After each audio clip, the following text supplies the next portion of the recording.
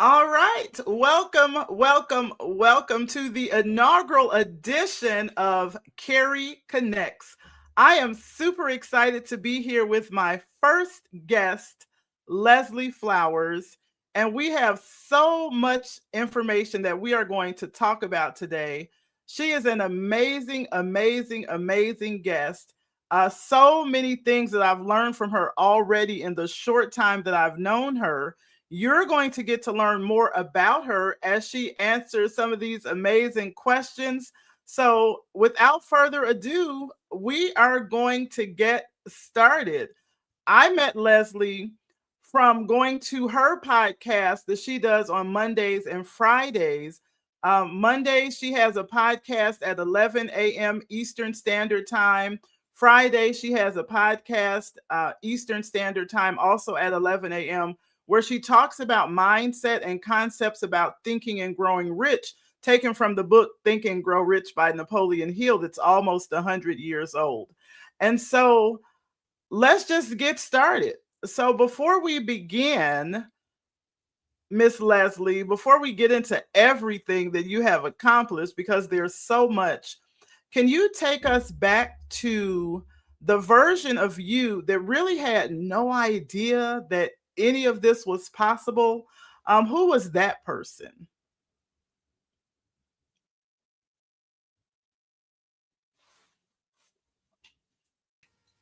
Thank you for having me, Carrie. It's very helpful to unmute. Yeah, I was like, oh no, I can't hear. I know. Oh no, oh no. So, well, when I think back, there really was nothing that I thought I couldn't do, even as a child. And I got in a lot of trouble, right? Because I did things, right? That's really my nature. All the things that have been important to me, I always thought I could do. I didn't know how, but I was compelled in whatever it was and driven to go there. And so I'm really kind of a Pollyanna in a way and step out on faith. And I very often, instead of, to plan and then execute, sometimes I start executing without a plan. Right? Ready, aim, fire. Sometimes it's aim, fire, and then get ready. Sometimes it's fire without any ready or aim. But I've learned that when I look back at maybe that was a mistake or I got in trouble for it, there was always a lesson, but it took a while. So that's what I've really learned is even those times when it didn't work out the way I wanted it to work out, I could reflect as I got older and see that there were lessons there. And that's made a big difference in my fearlessness to move toward what it is I want, whatever that is. I love that. Now you use the language, the word Pollyanna. Can you share with our audience what does that mean? Really trusting. I mean, I get burned a lot. I'm very truthful. I cannot, if you tell me the tiniest lie, I may never forget it. Right? Yes. But I also get in trouble. I have to be really careful when I say something to be diplomatic. I'm getting better at that. But I want it to land what I have to say objectively. Okay, I appreciate that clarification. And in similar ways, I'm very trusting as well. So I think we have that in common. So there's always this moment, that kind of changes everything. Not necessarily the moment where we feel like we are successful, but there's usually this moment right before it when you weren't sure that you were actually going to make it. So you talked about how you always felt that you could do anything. But was there any moments of doubt? Can you take us to that place? Yeah, I'm really, really trying to think about, what is that? Even in the moment when I knew I wanted to teach this work and I was, told that it was going to be $16,000 and I had $500. but I wanted it so much. What I remember is just ignoring the money. And that's very much who I am. Like it's impossible, right? Right. So I'm not going to focus on it, right? Let me just compartmentalize. But what happened was because I did that, there was no fear, anxiety, or anything about getting the money. And so I put all my eggs in the dream basket, if you will, and stayed Hmm. focused. And that in the moment, I got a call from my ex-husband who said, "We've sold some stock and I'm sending you a check." Now I didn't know about this. We were separated. The cost was $16,000, and he sent me a check for $20,000 4 months after I committed to do this. So Hmm. I'm sure there are things. Um, there was a trip when I was flying troops into Vietnam in the 60s, and I Hmm. was gone for 10 days at a time, with 2 days in Hawaii, 2 days in the Philippines, drop the troops off in Vietnam, pick up the ones going home, head into Japan, back through Anchorage, Alaska to Travis Air Force Base. And there was the time that never leave anything in your hotel rooms. We had gotten to Hawaii. I was going out on the beach, my first time, and I put everything in the drawer in the hotel room. Next Hmm. day, got up, got ready to go to the Philippines, and I was halfway to the Philippines without my passport or Oh, shop wow. record. Mm. And that was a time where, oh my God, there's no way I can go to the Philippines. I don't have any papers, Hmm. right? Hmm. So this is where I think I learned that there's something watching out for us, something or someone, because there's an 11,000-mile distance between Hawaii and the Philippines. And my stuff was in Hawaii, and I was getting ready to land in the Philippines. Hmm. What was going to happen? And the pilot radioed the pilot. I guess I got into the Philippines, but I needed the information to go further. And the pilot radioed the pilot in Hawaii for the next flight.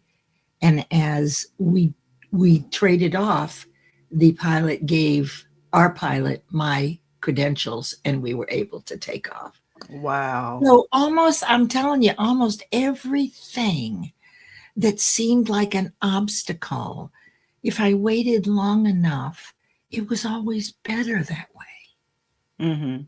So I don't know that I've actually answered the question, but You have answered the question. And I love how you talked about when you ask for something and you don't worry about how it's going to happen, it meets you in that moment. And those things seem like they're almost created simultaneously, like they the ask and the answer. they are. But I didn't know that until about 10 years ago. Okay. So you really, this is really insightful of you, because now I understand what manifestation is, transformation of radiant energy, exactly how thought energy is transformed into physical matter. I know what we can do and the process to make that happen on purpose, but it Hmm. actually is. And what you want is completed the moment you decide you're going for it. And then as you visualize and think about it off and on a little bit each day, you imagine already having it, you raise your vibration, and that's visualization. And it's the DNA. So whenever you visualize, you get excited if it's a good thing, and not so Hmm. excited if it's a bad thing. Right. And then you begin to watch how the universe sends you people and opportunities that take you right to where you want to go. And so the amplitude of vibration of feeling great as you visualize is the velocity with which the second fully manifested iteration is moving toward you. So as long as you keep it up, you've started the process. Now if you give up, that idea goes right back into the universe and someone else gets it. So, but the fully formed thing is already there. It just transfers to somebody else Hmm. when you let go. So I kind of got off on a tangent there, No, but I love it. That's Well, why I wanted you to be the first guest. well, you do. You actually, when you get an idea and you fall in love with it and you get really clear about it and you're compelled and your fears are just not, it's like the fear of money wasn't important to me because I didn't have it anyway. Right. So, I mean, I could have stressed about where am I going to get it? Not Mhm. $16,000, maybe 5,000, right? I could get it, right? Without too much trouble. But Mhm. 16, it was out of the question, but I was going. I knew that I knew. I had perfect faith that I was going. I just Mhm. knew it. So, yeah, And that's a really great space to be in when you are positive and you have that confidence and you have that universal alignment and you just know what it is that you know and nobody can talk you out of it. Did you have moments where, or moments, even if you knew that you were going, were there moments where you almost let yourself talk yourself out of that moment or of that course. experience? Absolutely. Because no matter how long you do this work, as you aspire to grow in conscious awareness of your true infinite potential, you never get rid of your fears. You never get rid of those old neural pathways. You're building new ones, which Hmm. allow you to think more positively, but it's an aspiration, it's a practice, and you do it your whole life. That's what has to happen. So it gets easier and easier, and once you understand the process. And that makes so much sense. And I think it's important that people take the time to learn what the process is. That's right. That's really important. And speaking of people, we'll just say hi to Felipe. We'll say hi to William. I saw Josette is on here saying hi. We have a LinkedIn user. I saw Layla. The names are scrolling up. So if we missed you, we definitely are grateful that you all are sharing time and space with us on this Saturday with my inaugural guest, Miss Leslie Flowers. So I love that you talked about the situation where your ex-husband or you all were separated and he had enough integrity to make sure that what belonged to you you received. But I know a lot of people are going through something right now Mm, that they haven't told anyone about. So mm. what do you wish that somebody had said to you where you were in that space?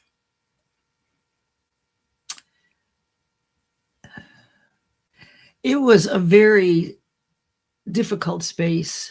Hmm. After a 30-year marriage, it was, hey, Jackie, hey, everybody.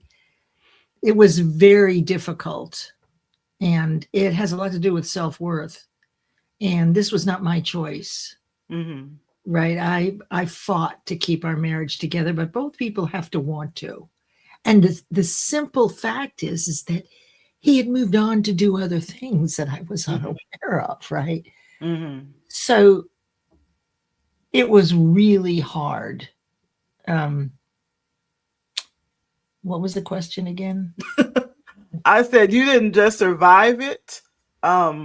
You have other people that may be going through something Oh, yeah, yeah, and yeah. they haven't shared that with anybody. And what do you wish somebody had said to you, or what would you say to others? Believe in yourself. Go Mhm. with your intuition.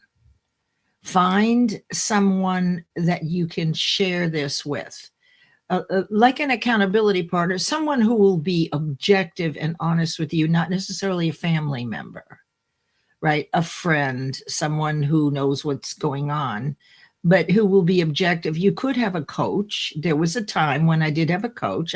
There was also a period of time when I did EMDR therapy. That Okay. was fun because I have a lot of childhood brutality, and I think we all do, right? We all have wounds that we've been working on healing, and but they also represent the lessons we learned. So it's about keeping your distance from reacting and reminding yourself of those fearful experiences, but to also be objective enough to evaluate the lesson, because that's the law of polarity. For every negative, there's going to be a matching positive. So even that's why you hear people say, well, reframe it. right? Well, you're reframing it to the opposite. So Mm. I don't believe in myself. Then you say to yourself, I do believe in myself. You use I am statements. You can put stickies around to remind yourself how great you are, right? If you think about, you can do gratitude, you know, all these things. The trick is that it has to be consistent and not a lot of time, but I've discovered that with myself and my own clients over the years, everybody wants a quick fix. And the truth Hmm. is, there are none. There are no quick fixes. The only way that you can clear out all your fears and have a tabula rasa day is a life changing event, an accident where you should have died, right? That kind of a thing where you were like, it was like the end for you. That Hmm. is when everything gets erased. And I know that Brendan Bouchard, who's quite well known in personal development, that's what happened to him. He was in an accident in another country and he woke up and his whole life changed. So, but we don't want that. So then it has to be a tedious process. Well, not necessarily tedious. Hmm. You make it a habit. That's what you do. You make that a habit. You make gratitude a habit. And you know these things. You just don't stop. You don't ever stop. I love that. So make gratitude a habit, and Yeah. not stopping. But I'm curious, you made the statement about families and friends as you're going through these transitions and looking for accountability partners. Why would you say friends or coworkers or coaches versus family? Family is the worst because they know all your fears. They can light you up in a heartbeat, right? I mean, I can still get together, right, with my brother and he can piss me off faster than anybody Oh else. my goodness, yes, Right. I So understand. so they and they need healing too, Hmm. right? And so that's not who you want to be looking at you objectively. They aren't the best choice. Now, if you know Lachelle Adkins, she's the only person I know where she does use her family and she's made it work somehow. But the truth is, family are typically, for me, with this last 25 years of my life, everybody's grown up, grandkids are pretty much grown, and they're not aware of what I'm doing. So it needs to be somebody who's kind of on the same path as you, like anybody in our community for personal development. If they wanted to be accountability partners with you, they would likely be a good choice, not family. In fact, in Luke, I think it's 4:1 in the New Testament, is you'll never be a prophet in your own home. That I quote that all the time. I don't. I'm an Old Testament girl, but I do know a lot about the New Testament. Right. I say that all the time that you can't be a prophet in your own home. So I'm glad that you brought that up. Because that's important for people to know where to go to find someone that would make a good accountability partner, someone that would be able to say the tough things and not intentionally push your buttons because they know a lot about you. And so I really, really loved your response to that question. Thank you. Um, Thank you. Hi, Jackie. Hi. Is it Torres? These names, they don't stay on the screen, you guys. So if you Oh, say make look, another Felipe says it's easier to say no to a family member than a friend. I would agree. I mean, they love you, but they don't exactly know. In fact, I'll tell you a really quick story about that. Yes, that's absolutely true, Felipe. When I first decided years and years, oh God, 25 years ago, that I was going to open a chocolate company in the mountains of North Carolina. Don't worry Mhm. about why, okay? But I knew nothing about chocolate. Absolutely nothing. But my friend of mine introduced me to a chocolatier. I rented a chalet. I had no idea what I was doing. That's my nature. I was hurt because my marriage had broken up. So I was in a place of, well, I'll show you, right? Mhm. Before you spend all our money, I'm going to invest in this, right? Just being a petulant child about it, right? And now what I Well, don't I even, what were we talking about? Was I going no, to I share? love that. I love that it's a natural conversation. And what we were talking about is really just how amazing you are and sharing this information with our viewers and our listeners. I see Aaron Gibson has joined us. Hello, PP Erin. Torre has joined us. You said hi to Jackie already. And so Yeah, I really appreciate that people have taken the time to come here and are leaving comments in the comment section, thank you. because it does mean a lot. It helps to build a community. And these are some of the people that may be great accountability partners. And so we'll talk about that maybe a little bit later. But Absolutely. what I hear is that you didn't just survive what you went through, is that you built something from it.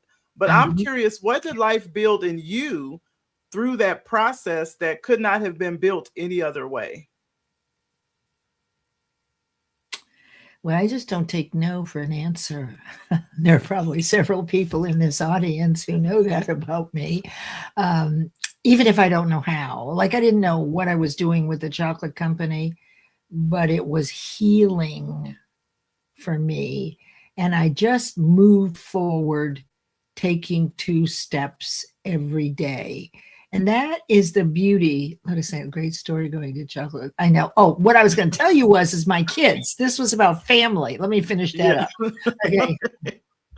So we were out to McDonald's, my kids, and they were teenagers at the time. Well, yeah, no. They were out of high school. They were in college. Anyway, I told them about this chocolate company that I was starting, and my daughter said to me, and they had both done the Landmark Forum, which is a transformational weekend, right? Okay. Okay, so um, anyway, my daughter said to me, "Mama, what are you doing? You have no idea how to build a business or anything about chocolate." And that was the first time that I got quiet. So if you know Mm. me, I don't get quiet very easily. It gave me pause, and I don't think I thought anything. I was kind of shocked. And then when I got home later, she called me. She said, "Mama, I am so sorry. I feel like you did this beautiful picture on an etch a sketch, and I shook it. Oh. I'm apologizing to you," because she knew enough about transformation that she had just doused my dream, Mm-hmm. right? By pointing out that I couldn't do it, but she didn't really understand, right? It's like crabs in a bucket. You know, the old story, when one is almost out, the rest pull you back down. That's what happens with family. They love you, they want you to succeed, and they're afraid that you're going to leave them. Mm-hmm. So, best to not use family for that. Hi, Erin. Oh, Thank you. love that. I love that. I love that. So going back to our previous question, and Okay. I You appreciate you remind sharing me. that. But as we go back into that, I love what Aaron said about the beautiful vulnerability. And so I always tell people to turn your mess into a message or turn your test into a testimony. And so I know that the words that you're sharing today are absolutely blessing someone. And so I really appreciate that. The question I asked before was that as you look at your marriage of 33 years and transitioning from that, and you look at who you are today, you Mm. didn't just survive what you went through, you actually built something. And so we can see the evidence of what was built, but I'm curious what life built in you going through that process that really could not have been built any other way. Yes. Well, I did sit in the dark for a couple of years while I Mm-hmm. worked. I had marvelous pity parties for myself, right? And I did have a couple of girlfriends that are no longer friends because all I did was badmouth him. Mm-hmm. So I really am crawled on my belly like a reptile, like little Egypt, honestly. Mm-hmm. Not the nicest side of me. However, one day I woke up and I said, "All right, I've had enough of this shit." Right. I just one day, and I registered in the Landmark Forum again, which is a 3-day transformational event, like really deep, getting into the core issues of the pain of childhood. And then I did their advanced course that year. And then I went into their introduction leaders program. So when I got to the point where I just had it with myself, because I was dying in that marriage. The kids were gone. We were coasting. We've been friends. We grew up together. We were married for 33 years, but we were coasting. I was coasting. All the purpose that I had raising my family and making sure the kids did this and that was over. He had Mhm. gone off and was doing something else, and I had nowhere to go. So when I look back, it was exactly right. And after 2 years, when I started doing the landmark work, and then I just, it was like an explosion. I studied quantum physics and metaphysics, and I got together a wonderful group of Hare Krishnas in Greensboro, North Carolina, and I studied Krishna consciousness, and they're very aware. And so I just threw myself into everything and still sad. But now I can tell you that the last 25 years on my own have been really living the life I love. I don't have a husband to take care of. I have enough money to live meagerly. I'm not wealthy at all. I don't have to dress if I don't want to dress. I can take a nap when I want. And so I'm not sure I would ever trade this life that I have now to be with someone else. It would be okay to have if we both had our own places, right? Mhm. But I'm so grateful, and I think there are many women now who are on their own, that we were dependent on our husband's paycheck. But in the mid 70s, that all changed, and we ladies had to go to work full time to pay for these huge houses. And then the divorces began. Then we had Mhm. latchkey children. Then they lost the house. And so the single mother is the poorest class in our country today. So I'm just grateful. And I know a lot of women who are also grateful to live on their own, even if it's a little tough sometimes. Yes, I agree with you. And I it built sounds like I built this woman and finally realized my worth. Finally, really, my fears were strong. My father graduated high school at 15, Cooper Union at 18, worked on Nike Zeus anti-missile. He was a genius, and I never did anything right. Mm. I never got the concepts fast enough, right? If I'd ask Daddy, how do you do this? He would Mhm. lose his temper with me. So he was very impatient and very much a control freak. So it was been a lot for me to to actually believe that I'm lovable, honestly. Yeah, and you are lovable, and so many people love you. Oh, It's thank like you. looking back, what looked like a setback was actually setting you up for success. Now, what do you know about yourself now, thinking about those hard, challenging times that you went through, that the good times just would not have taught you? Well, there were matching good times. Mm-hmm. So consider that for every one of the bad times, there is always a matching up time, right? In exhilaration. You just don't know when it's going to happen, right? So if you really look at your life, there is a matching good for every bad. And if it hasn't happened yet, keep looking for it, right? Mm-hmm. Be on the lookout. And if it has happened, then look back and say, oh my God, I had this great contract and I made $75,000 in that last quarter. And now things are crummy. But that is the law of rhythm. And so for every crummy, there's going to be a good, as long as you keep moving toward being heart centered and being a person who is kind and serves. I was not always the kindest person. I'm very sharp witted and I can be mean. Not so much anymore, right? I've taught myself some diplomacy, but I've been around a long time. And so I feel really successful in the sense that I can be diplomatic. I know my stuff and I can inspire other people to do it because I've done it. I built it out of the most miserable state I was ever in, was the dissolution of a 33-year-old marriage, right? A Mm-hmm. 33-year marriage that was the biggest devastation of my life. And it took a long time, about 15 years, to Mm-hmm. get back with him. And, we became friends. And of course, and we have children. And so it took years to work through everything. Just keep moving your feet, one foot in front of another. If you find someone that will listen to you, make sure it's confidential. You can do that for them also, and they have mutual confidentiality. Just find someone that you trust and talk to them. And also pray and journal, whatever it is that you love doing. I do say pick one action at a time. Start with going to church if you haven't been going to church, or Mm-hmm. Bible study, whatever it is. Maybe you stop walking the dogs, right? Maybe that's the thing. Thank you, Felipe. It's hard to appreciate the good time. Yes, yes, because those bad times hurt. Mm-hmm. They hurt. But the vibration is the antithesis when you have the good times, right?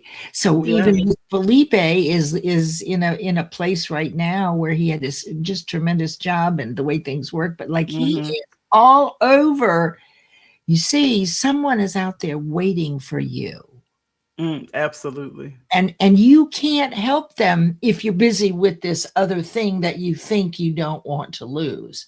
So the truth is if you're without a position, it's actually can be better than being in a job looking for another position, because you can set the context for every interview, right? You tell yourself, these people, when they meet me, they're going to say, where have you been? We've been looking for someone just like you.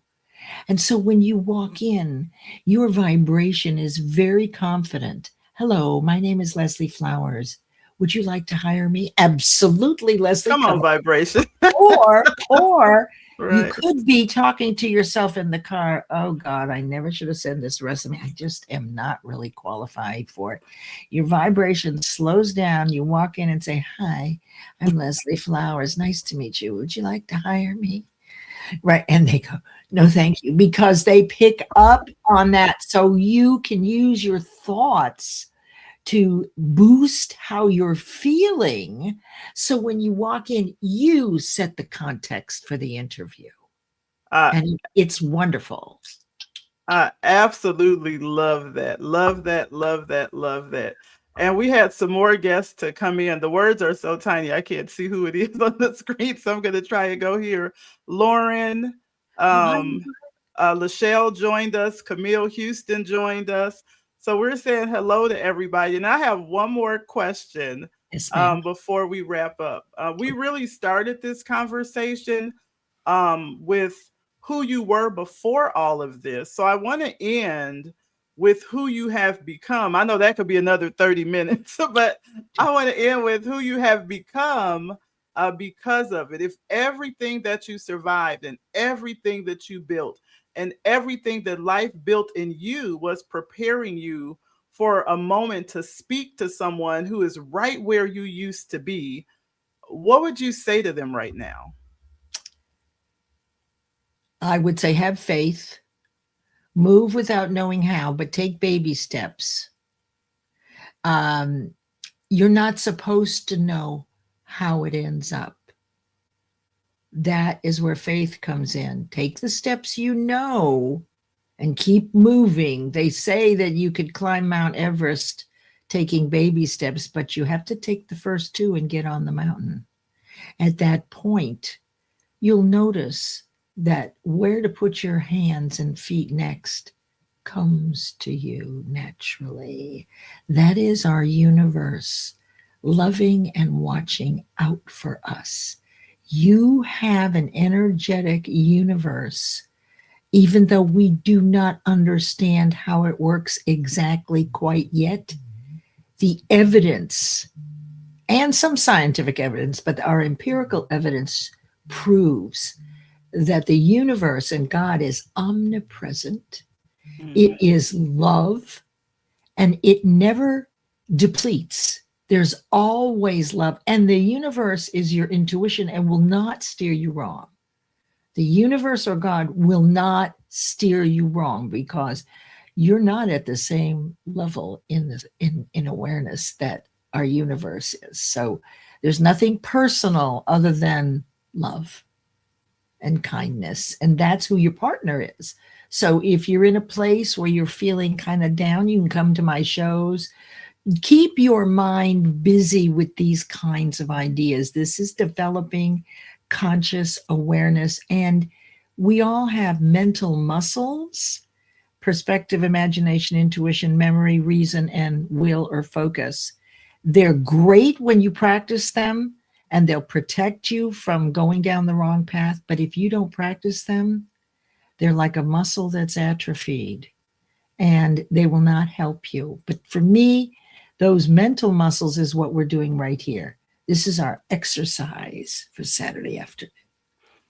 I love that. And we can transition from the exercise that we are doing on Saturday afternoon, and we can talk about how money matters or mindset matters on Sunday. That's more self development.